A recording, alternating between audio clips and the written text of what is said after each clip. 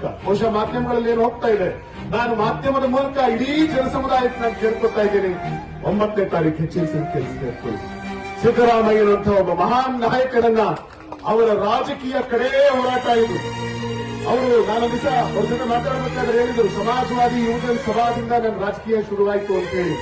ಸಮಾಜವಾದಿ ಯುವಜನ ಸಭಾದಿಂದ ಶುರುವಾದಂತ ಸಿದ್ದರಾಮಯ್ಯನವರ ರಾಜಕೀಯ ಹೋರಾಟ ಭೀಮಣ್ಣ, ಅಲ್ಲಿಂದ ಶುರುವಾಗಿದ್ದ ರಾಜಕೀಯ ಹೋರಾಟ ಇವತ್ತು ಸಿದ್ದರಾಮಯ್ಯನವರು ಅಹಿಂದ ಕಟ್ಟಿ ಕರ್ನಾಟಕ ರಾಜ್ಯದ ಮುಖ್ಯಮಂತ್ರಿ ಆಗುವವರೆಗೆ ಆ ಹೋರಾಟ ಮುಂದುವರೆದಿತ್ತು. ನನಗನ್ಸುತ್ತೆ ಇದು ಸಿದ್ದರಾಮಯ್ಯನವರ ಜೀವನದ ಕಟ್ಟ ಕಡೆಯ ರಾಜಕೀಯ ಹೋರಾಟ. ಈ ಹೋರಾಟದಲ್ಲಿ ಸಿದ್ದರಾಮಯ್ಯನ ಜಯ ಸಿಗಬೇಕು. ಈ ಹೋರಾಟದ ಅಂಚಿನಲ್ಲಿ ಸಿದ್ದರಾಮಯ್ಯ ರಾಮ ಆಗಬೇಕು. ಸಿದ್ದರಾಮಯ್ಯನಿಗೆ ಅನ್ಯಾಯ ಮಾಡ್ತಿರೋ ಸಂಖ್ಯೆ ರಾವಣ ಸೇನೆಯಾಗಿ ಅದು ಹತರಾಗಿ ನೆಲದಲ್ಲಿ ಬೀಳಬೇಕು. ಸಿದ್ದರಾಮಯ್ಯನ ಜಯವಾಗಲಿ.